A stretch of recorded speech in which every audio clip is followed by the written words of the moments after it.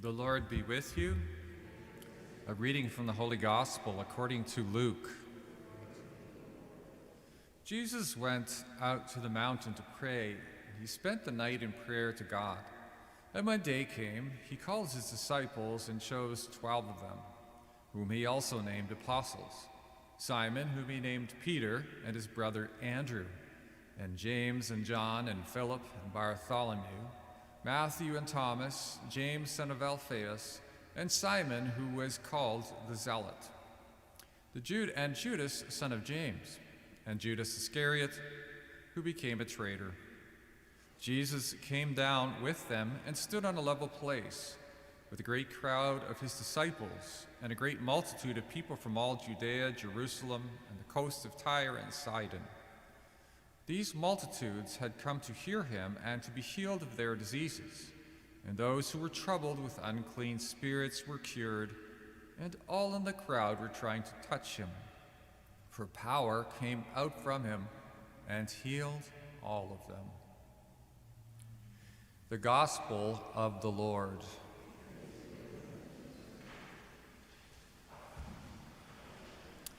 Well, today is a great feast day in the church, thus we recited the Gloria together, and it is the feast of two apostles, the feast of the apostles Simon and Jude.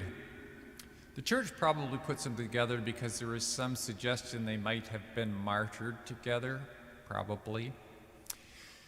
At any rate, I just want to make note of that whole list of apostles when we think of the followers, those 12 very close disciples of Jesus. Look how they are collected sort of in a family gathering. These were probably mostly fairly close relatives of Jesus.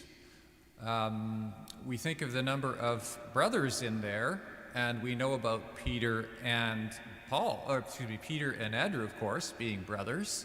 We know about James and John being brothers, but probably we might not quite be aware that, at least according to scholars, that James the Less, Simon, the Canaanian, I think he's called, and Jude are also brothers.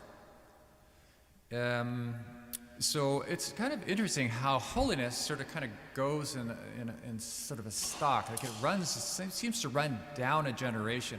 And there must have been a very holy stock of people that came all the way down, that became, well, first of all, through which Jesus came, God came to the world in Jesus, and then through which the apostles came, the Blessed Mother came, and St. Joseph came. I thought I'd go over a little bit, just because it's kind of interesting for some of you. It might not be interesting for all of you. I'm going to give you a bit of a family chart of these two apostles, which is, but it's mostly from Blessed Anne Catherine Emmerich and her revelations, although it is backed up by some scholarly tradition as well, and some ancient traditions in the church. And you probably know, I hope, of Blessed Anne Catherine Emmerich. She was a mystic, and she saw the whole life of Christ. Not only the whole life of Christ, she saw right from the creation of the angels right through to apostolic times, right? And it's sort of replayed over in her mind, just over and over, apparently. It's just almost like a film. Way back in, not way back, I think in the 18th century, maybe 17th or 18th century. At any rate, so here it is. Let's look at Joachim and Anne, first of all. Joachim and Anne had actually, according to Anne Catherine Emmerich, 3 daughters. Hard to imagine. We often think of them as having just one daughter. But they actually, according to her, had 2 daughters, and I know this is going to sound strange. They had 2 daughters named Mary. But also apparently, so Mary Magdalene also had a sister named Mary.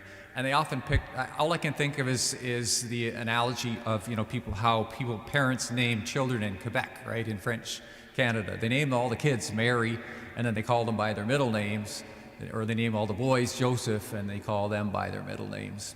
At any rate, Mary, the elder Mary, there's a significant gap between, and then sort of, Anne was sort of infertile for a period, and then eventually along comes the Blessed Virgin Mary.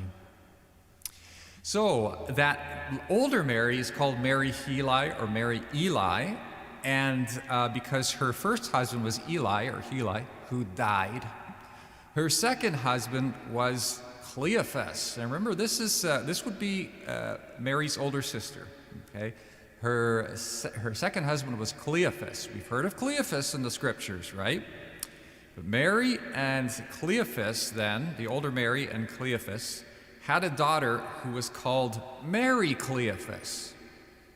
Okay, and you probably heard that name too. She was one of the at the foot of the cross. Well, Mary Cleophas had 3 husbands in total because I don't know why they kept dying. The first one, however, was Alphaeus. Okay, and so Mary Cleophas and Alphaeus. I'll get back to that one, because it's not quite related to this homily. But Mary's second husband was Mary. This would have been the Blessed Virgin Mother's niece, right? Because it's the older sister's daughter. So it would have been Jesus' cousin, Mary of Cleophas. So she marries. The second marriage is Cleophas. Is Alphaeus.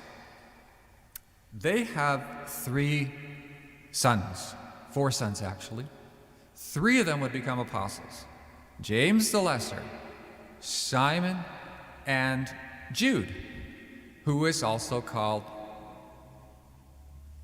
Thaddeus. Okay, they probably started to call him Thaddeus because they didn't want to get him mixed up with the other Judas, right? And of course, we know him today as Saint Jude. James the Lesser, the older of the 3 brothers, although it's not the feast of St. James today, was the first bishop, very likely the first bishop of Jerusalem, that James we hear about in Acts. Some people postulate that it was another James altogether. I see no reason for that. But anyway, very likely James, and it's corroborated by certain ancients as well. James the Apostle, Lesser, the first bishop of Jerusalem. Well, James, of course, gets martyred at some point, and they elect then Simon. He becomes the second bishop of Jerusalem. James's next brother, Simon. Jude does not become the bishop of Jerusalem, but he is, of course, a bishop himself because he's one of the apostles, first of the bishops. Back to the first marriage of Mary Cleophas. Mary Cleophas and Alphaeus, they get married. Alphaeus was married before. He had a previous marriage, and Alphaeus, his first wife, is not known, but they have a son, and that is Matthew. Okay, the Apostle Matthew. So it's very interesting how things kind of can go in families. Okay? All right. Well, really, the lesson for this is that all of these It's good to know some of the history of these saints, of these great people, in the history of the church. So, and we certainly do pray and ask their intercession, particularly today, Simon and Jude.